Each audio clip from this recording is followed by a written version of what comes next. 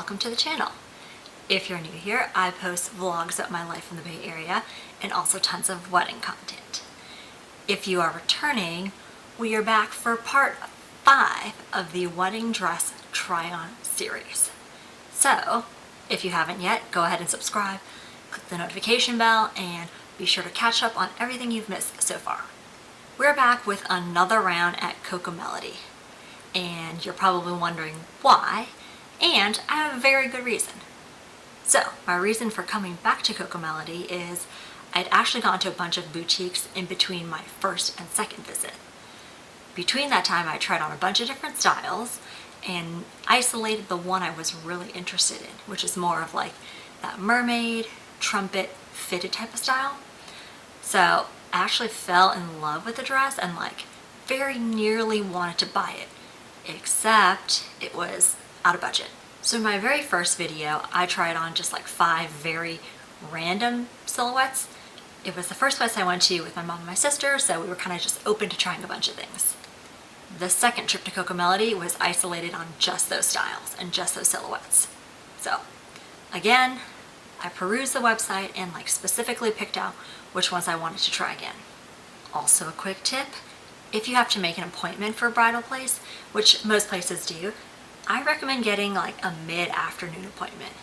Somewhere in that like 2 o'clock, 3 o'clock range, because you're gonna miss all the lunch rush, but then avoid all the like early evening, like people taking off work early and early traffic. So that 2 to 3 o'clock, 1 o'clock is kind of a sweet spot. And the second time we went in, we actually had the entire shop to ourselves. So it was like dedicated, focused attention from the stylist. Let's get into the try-on. This dress had a lot of bedazzling. It was like a very pronounced, almost like Y-shaped bedazzling on the front, and then on the back had tons of the outline enjeweled and encrusted.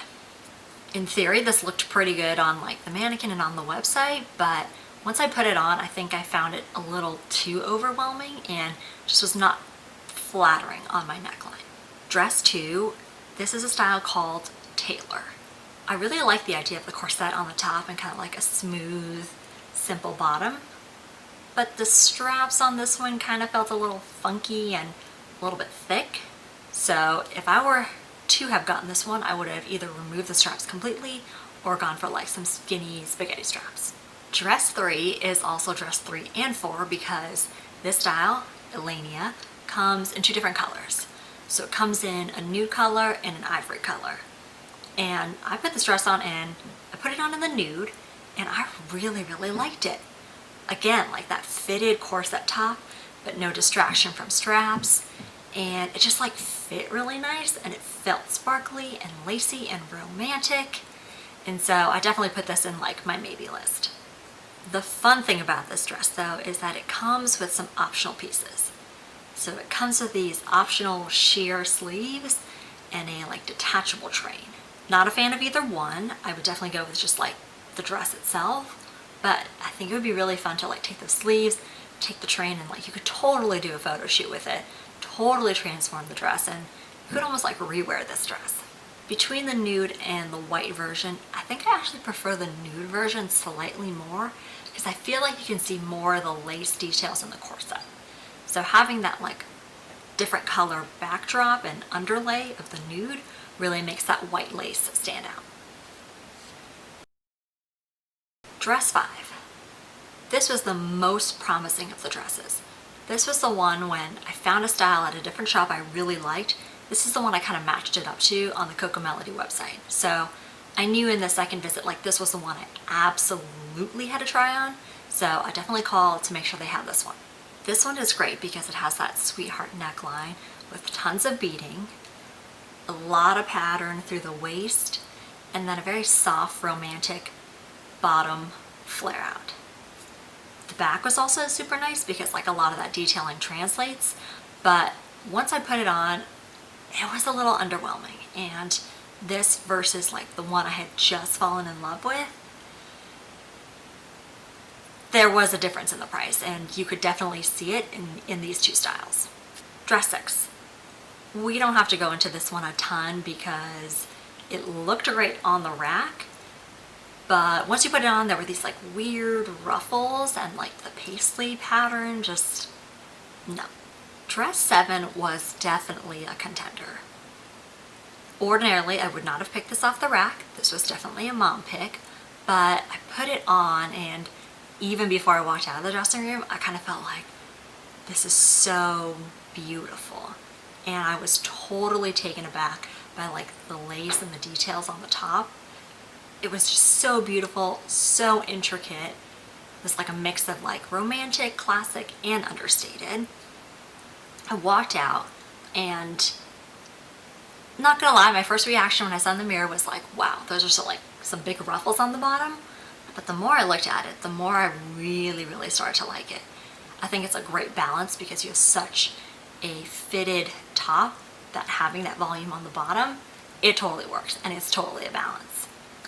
The great thing about this one too, as I was talking to the stylist, he mentioned because the back has like that corset tie-up, it's actually pretty minimal on like the alterations price, because you can just use the corset tight and let it out or suck it in. Dress 8. Very similar to style number 5 and dress number 5, but more bedazzling on the back, and kind of like the same feeling. Was like a little underwhelmed when I try it, but still a very beautiful dress.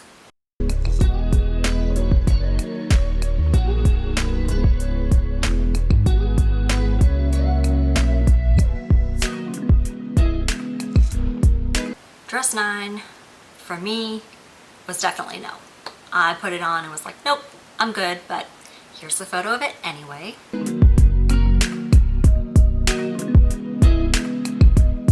Dress 10. I tried this one on for my mom. I would definitely not have picked it off the rack, and when she showed it to me, I just saw like this huge floral pattern, and I thought, I don't know about that. But I put it on, and it actually is like very romantic feeling again. It's flowy, it's got a nice exaggerated sweetheart top.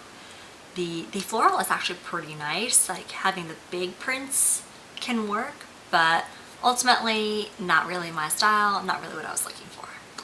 Dress number 11, this was the stylist pick. This style is called Ginger, and it's 2 pieces. So you've got like a solid slip, and then you've got like the lacy overpiece. So this one was like, again, that lacy kind of floral top piece with like a very simple slip underneath. You definitely have to wear a slip. You can't get away with like not having one. And same, this is not quite my pick, and maybe it was just like not fitted correctly on the top, but it kind of felt a little baggy in the chest area, and was not really into that. There you have it, the try on from my second trip to Cocomelody. And while successful because I almost bought one of the dresses, comment below if you can figure out which one it is.